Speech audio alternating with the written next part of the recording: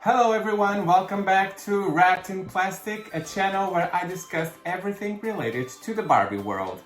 If you're new here, don't forget to comment, like and subscribe. I post new videos every Monday, so make sure you don't miss any of them.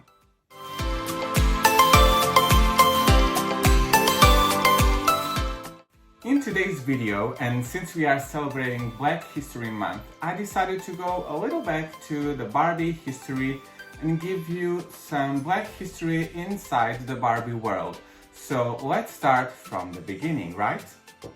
The year was 1959, where we were first presented to our beloved Barbie at the American Toy Fair in New York City. She was created by Ruth Endler, and she was inspired by her own daughter, Barbara Millicent Roberts. That's how she came up with the name Barbie anyway. And as you may know, she was the typical blonde bombshell with the black and white stripes bathing suit that we all know and love. And it was the first step that began the crazy journey that is Barbie nowadays, 62 years later. Moving up 9 years to 1968, we were introduced by another character in the Barbie franchise. Her name was Christy, and Christy was actually the first black doll of the line.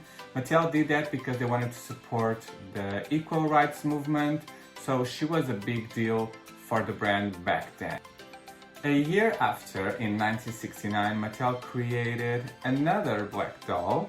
Her name was Julia doll. She was one of the first celebrity dolls that Mattel made based on the character from the TV show Julia from Diane Carroll.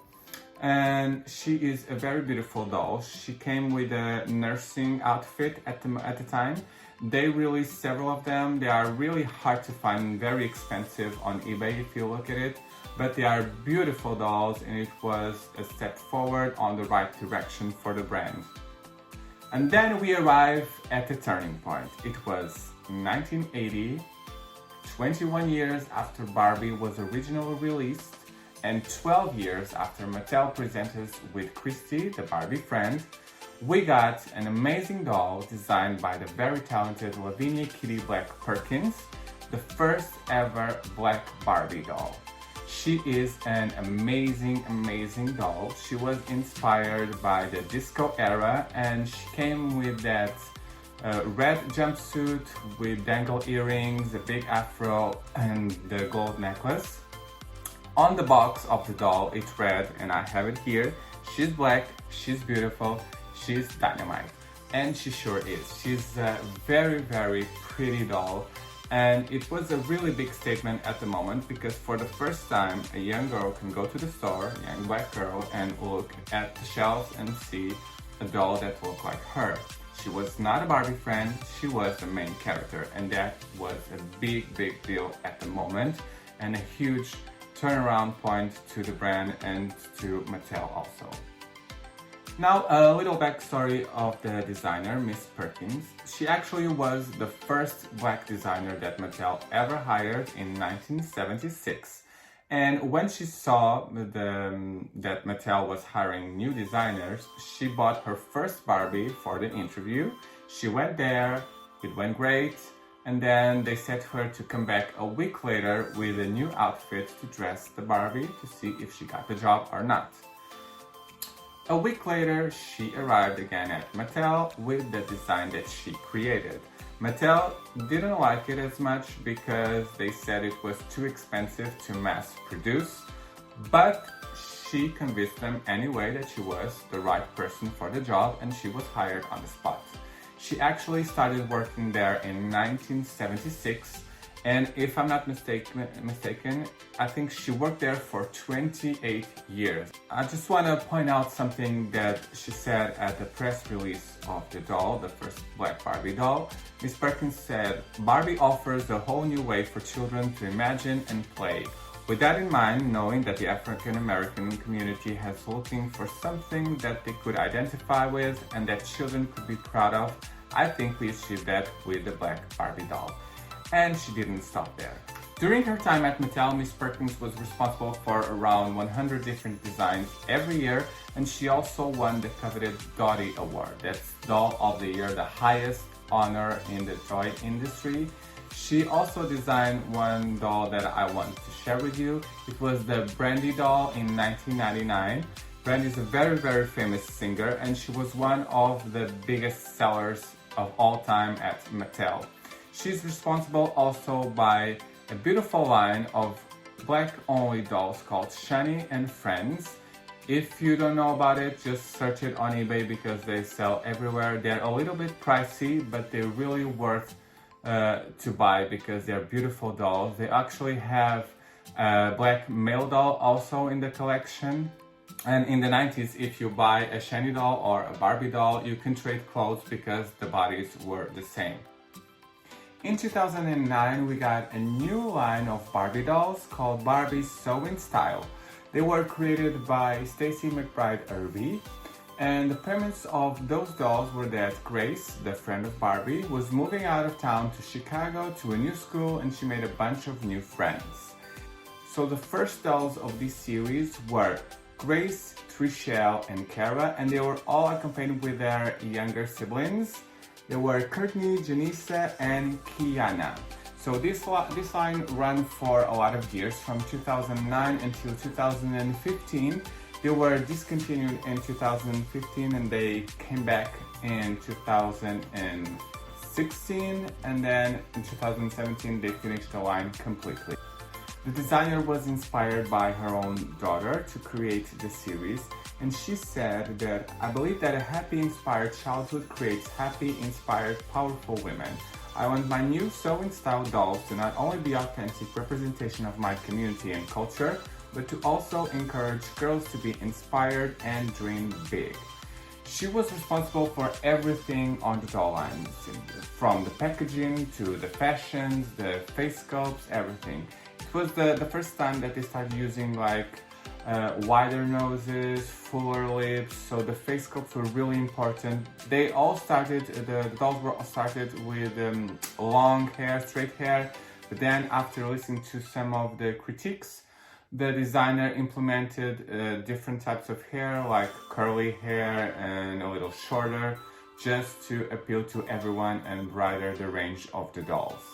So in the first brand of this line, the dolls came with a different hair technology called the Aqua Curl technology that allowed little girls just to curl and style the hair in different ways. You can curl, you can straighten, just with some water and a brand new tools that they had.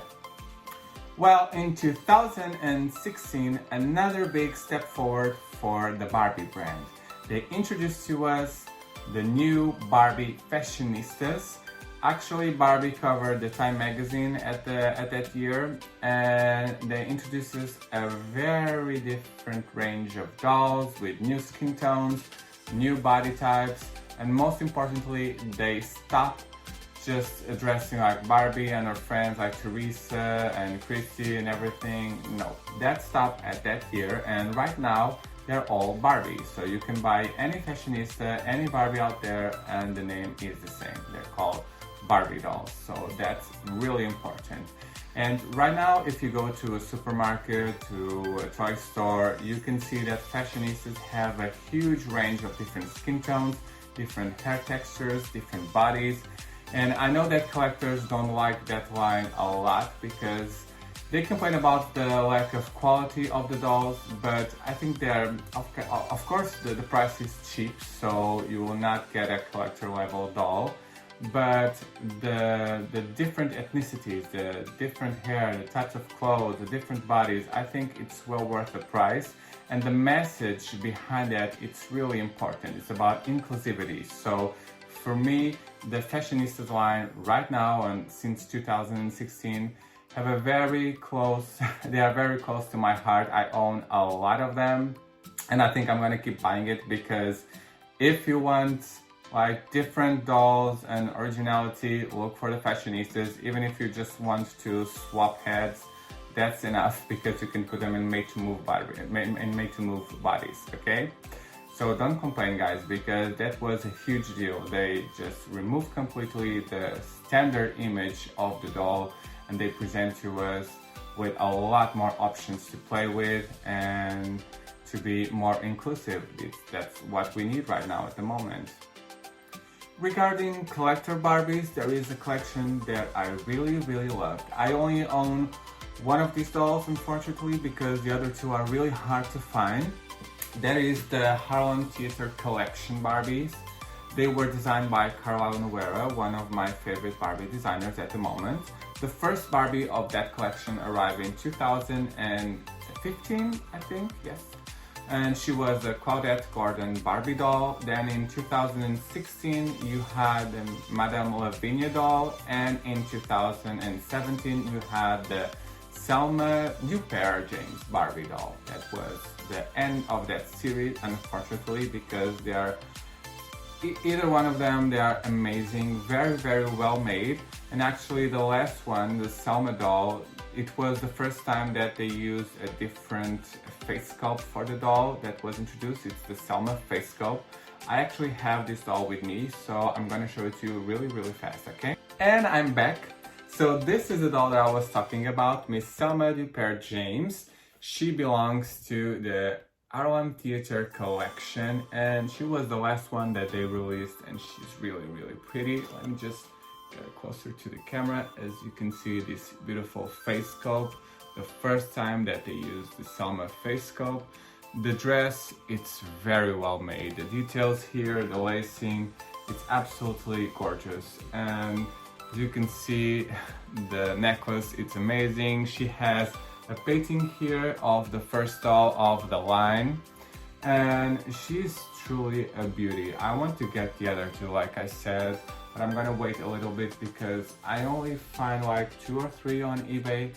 The prices are crazy. This one was actually pretty cheap. I found her at, I think it was around $20. I don't know why somebody will sell this beauty as low as it was, but good for me because I add her to my collection.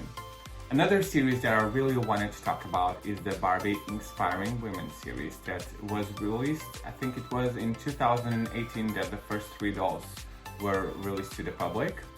This is a series that Mattel made since then just to honor great women of all times that are responsible for big achievements and that have important places in history along the years. There are a lot of dolls, but regarding Black History Month, I want to focus on the black dolls that they released. So the first one that they released is the Katherine Johnson doll. She is beautiful. I don't have her yet, but I bought her like a few days ago, so she's coming home really fast. And then they released last year the Ella Fitzgerald doll, and also the Rosa Parks doll. I think they also released her last year. I'm not quite sure if it was last year or 2 years ago, but I think it was last year. And this year you can buy the Maya Angelou doll that was also designed by Carlisle Noguera. So if you are deciding to add a few more dolls to your collection, this is a great series of dolls. They are not expensive at all. They have great bodies because they're all articulated. And I think it's also great to celebrate women all around. So make yourself a favor, Google the dolls and buy some of them because they're really great. And to end this video, I really wanted to show you the original Black Barbie from 1980 that really started this whole thing. But unfortunately, like I said, I don't have her yet.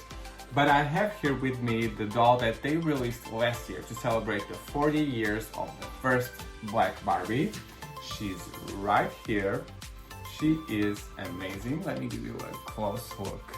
Okay, she's not a total replica of the first. She was inspired by the first Black Barbie and they designed this beauty. Right here on the back of the box, you can actually see the original one over here and then the recreation that they did last year. I think the designer for this Barbie was Bill Greening, and I think he did an amazing job. It's very beautiful. The details of this doll are amazing. The box, it's beautiful. So go buy her because she's well worth the price. I know that when she came out, collectors were just going crazy because they thought that she had like a Model Muse Barbie, but a fuller, like more curvaceous Barbie.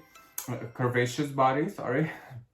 But no, she has the standard Model Muse Barbie that we all know and love. And if you like her, go check her because she's still available at Amazon. That's where I bought her from. She's not expensive. I think she was about like 40 something euros. So she's really cheap, and she is an amazing doll. And that's it for today's video. I really hope you like it. If I said something wrong, please leave a comment. I'm not perfect. I tried to put some notes because there's a lot of history to cover. As you can see, 62 years of Barbie, not as many from the Black dolls because the first one is from 1980, but there's a lot of information out there. I will leave down in the link some links for some websites that you can go and have a look of more of the Black history inside the Barbie universe if you like to see. And I'll see you again next Monday. Bye bye.